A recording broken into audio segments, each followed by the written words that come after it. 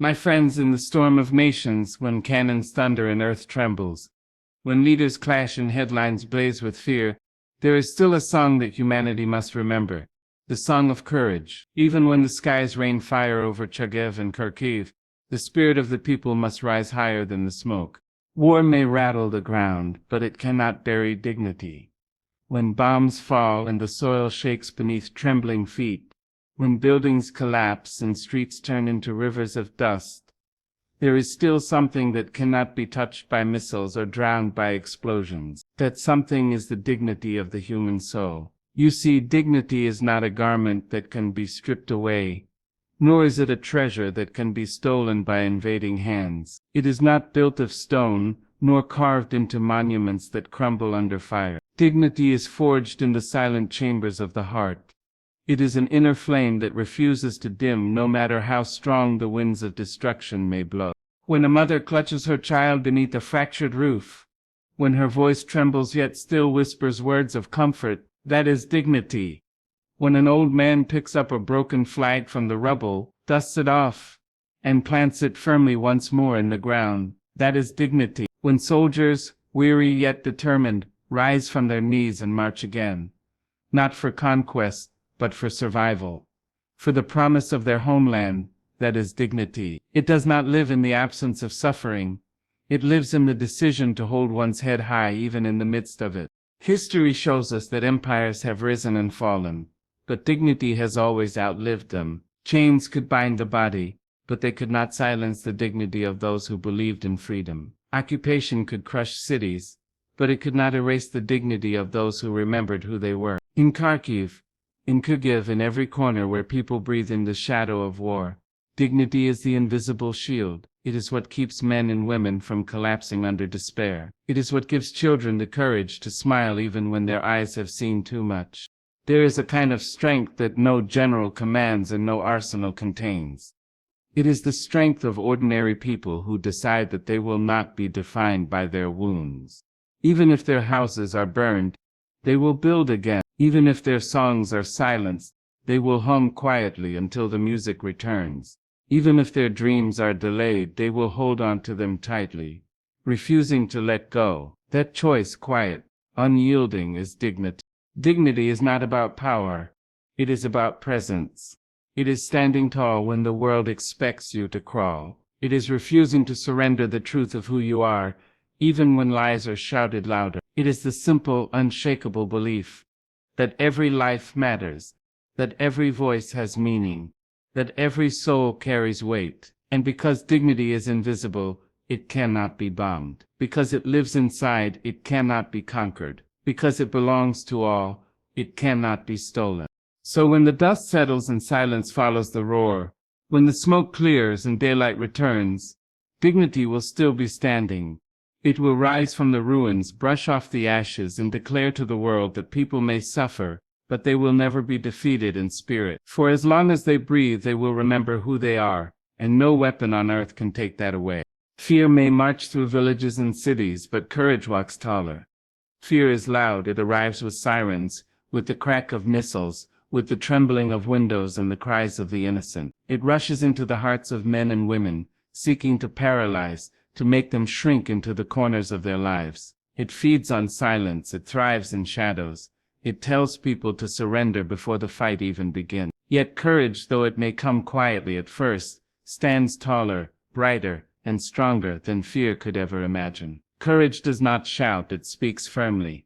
Courage does not boast, it acts. And when it acts, it lifts entire nations upon its shoulders. You see, fear wants to own the night, but courage lights a single candle. And that candle is enough to push the darkness away. Fear wants to silence voices, but courage sings, even if only in a whisper. That whisper grows, carried from heart to heart, until it becomes a chorus too powerful to be ignored. In the bombarded streets of Kharkiv, in the shattered homes of Chugueve, there are people who still choose to walk forward, to help their neighbor, to share bread, to shield their children. That choice is courage. That whisper of defiance becomes an anthem louder than the thunder of war. Courage does not mean the absence of fear. It means standing despite it. The mother who clutches her baby and prays while guiding her family to safety is not free from fear, but her steps are courage. The medic who runs into the smoke to save a wounded stranger is not without trembling, but his hands are courage. The soldier who looks at a battlefield scarred with destruction and still raises his head to defend his homeland is not untouched by dread, but his resolve is courage. Courage transforms fear into fuel, into fire, into forward motion. It is often in the smallest acts that courage reveals itself. A child offering a flower to a weary soldier. A teacher gathering the young in a cellar to read stories while the air shakes above. A neighbor knocking on a door to check if someone is still alive. These are the stitches that hold the fabric of humanity together when war seeks to tear it apart. Fear unravels, but courage weaves. Fear scatters, but courage gathers. Fear destroys, but courage builds. The power of courage is that it inspires others. One voice steady against trembling gives another permission to rise. One hand stretched in help reminds another that they are not alone. One act of bravery, no matter how small, spreads like ripples across water, touching lives far beyond what the eye can see. In this way, courage becomes a chain unbreakable, linking hearts across battle lines and borders, reminding the world that humanity is stronger than cruelty. When the history of this time is told, the missiles and the fire will be remembered. Yes, but greater than that will be the stories of courage. For it is courage that carries people through nights of terror into mornings of survival. It is courage that paints light on the canvas of darkness. It is courage that says you may strike our cities, but you cannot silence our spirit. And in the end, it is courage, not fear, that becomes the anthem of tomorrow. Hope is not a fragile thing, it is iron-wrapped in tenderness. Hope is the quiet force that survives when everything else has been stripped away. In the cold corridors of war, where the echo of explosions replaces laughter, where hunger gnaws at the spirit as much as it does the body, hope becomes the unseen bread, the invisible blanket, the unshakable hand that steadies the trembling. Many believe hope to be soft, delicate, easily broken, but in truth it is stronger than steel and harder than stone, for hope endures when both steel and stone have crumbled. It is not an illusion nor a fleeting comfort, it is the foundation of survival, the promise that tomorrow will rise, no matter how heavy the night may be.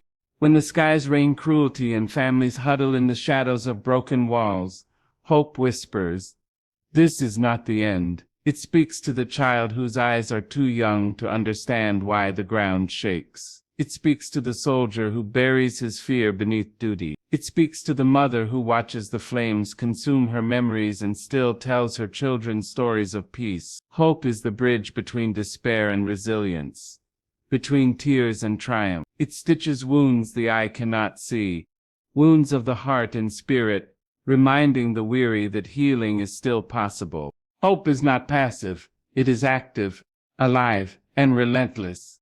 It is not sitting idly and wishing for better.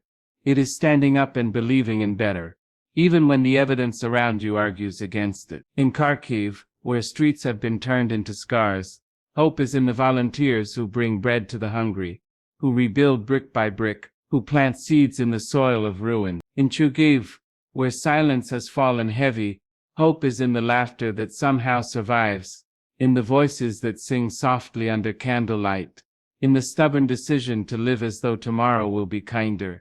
These acts are not small, they are the very fuel of survival. It is hope that carries children through the night, when fear makes the air thick. It is hope that tells the displaced, "You will return." It is hope that steadies the trembling hands of healers, who patch the wounded with little more than faith. Hope does not erase pain, but it makes pain bearable. It does not erase loss, but it makes loss meaningful, because those who hope know that what has been taken is not the end of the story. They know that destruction is never the final chapter. There is always a page waiting to be turned, always a dawn waiting to break. There is a reason tyrants and invaders try to crush hope first. They know that once it is gone, people become easy to silence, easy to control, easy to erase. But history shows us, time and time again, that hope is too deeply woven into the human spirit to be torn apart. It is not bound to a building, or a city, or even a nation. It lives in the breath of each human being who dares to dream beyond the battlefield. And because it is shared, because it spreads unseen from heart to heart, It multiplies instead of diminishes. So even when the night feels endless, hope is the promise of dawn. Even when silence is heavy, hope is the song waiting to rise. Even when rubble covers the ground, hope is the seed hidden beneath it, waiting for the first rain. It may seem fragile to those who cannot see its strength, but hope is the iron spine of every survivor, the unyielding force that says life will go on, peace will come, and light will always return. Unity is the fire that melts despair. It is the bond that turns fragile individuals into an unbreakable collective, the force that transforms suffering into strength. Alone, a single candle can flicker and fade, but together candles light the sky and turn the night into morning. In times of war, unity becomes more than a choice, it becomes a lifeline. It is the act of neighbors knocking on each other's doors when the bombs fall. It is strangers sharing bread, sharing blankets, sharing hope, even when they themselves have little left. Unity is not only about standing together in joy, but about binding wounds together in sorrow, carrying burdens side by side, and holding one another when the weight feels too heavy for one. When homes are turned to rubble, it is unity that rebuilds brick by brick. When the cries of the displaced echo through the air, it is unity that answers, "You are not alone." In Kharkiv, in Chugueve, in every corner shaken by fire and fear, unity is visible in the lines of volunteers handing out food, in the clasped hands of families who refuse to be torn apart, in the villages where people gather not just to mourn but to dream of tomorrow. It is unity that makes a people more powerful than any army, because unity is not made of weapons but of will. The power of unity is that it multiplies strength. A single person can be exhausted, but when joined with another and then another, their collective energy rises. Courage is contagious, and kindness is infectious. One hand that lifts another gives birth to 10 more hands ready to help. One voice that declares survival inspires a chorus. In this way, unity spreads like fire across dry grass, impossible to stop once ignited. Unity is also the shield against despair. War seeks to divide, to isolate, to make people believe they are alone in their struggle. But unity answers with a resounding no. Unity says, your pain is my pain, your fight is my fight. Your survival is our survival. This bond creates a force greater than any missile because it binds not only bodies but souls. Even in exile, even across borders, unity survives. Families torn apart still send love across distance. Communities scattered across nations still find each other, still raise their voices together in remembrance and resilience. There is also beauty in unity even in the midst of suffering. When a child offers a piece of bread to another child, when a grandmother tells stories to calm not only her grandchildren but the neighbors as well, when a group of people gather in a cellar to sing, to pray, to believe, they are choosing unity over despair. They are declaring that humanity cannot be erased, that compassion will not be extinguished, that even in rubble there is light. History teaches us that nations survive because of unity. It was unity that lifted people from ruins after wars passed. It was unity that rebuilt cities, that brought life back to places where death had lingered. It is unity that carries memory and identity, the shared strength that declares, we are still here. When people stand together, not even the strongest powers on earth can truly defeat them. So in the shadow of destruction, unity shines. It is the fire that warms the cold, the bond that steadies the trembling, the song that drowns out the silence of despair. And as long as people choose to hold on to one another, to share not only their strength, but their weakness, unity will continue to burn, an eternal flame that no storm of war can ever extinguish. Resilience is the crown of the human spirit. It is not gifted freely, nor does it arrive without struggle. Resilience is forged in fire, in loss, in the breaking and remaking of a soul. It is not the absence of wounds, but the power to stand despite them. When bombs fall, when homes collapse, when voices are silenced by violence, resilience is the whisper that says, rise again. It is the quiet refusal to be defined by tragedy, the decision to continue breathing, to continue walking, to continue hoping, when the weight of despair presses heavily. Resilience is not loud or boastful. It is steady, patient, and enduring, like a river carving its way through stone. Every act of survival is a testament to resilience. The child who holds tightly to a toy in the middle of rubble, refusing to let go of innocence. That is resilience. The mother who gathers her children and leads them across broken roads, promising them safety even when she has none to give. That is resilience. The elder who has seen war before, who is lost but still stands, offering wisdom and courage to the young. That is resilience. It is not only in grand gestures, but in the smallest choices, waking up, carrying water, planting seeds in the soil, though the ground is scarred. Each of these actions declares that despair will not have the final word. Resilience transforms pain into strength. It does not erase suffering, but it shapes it into something that cannot be broken.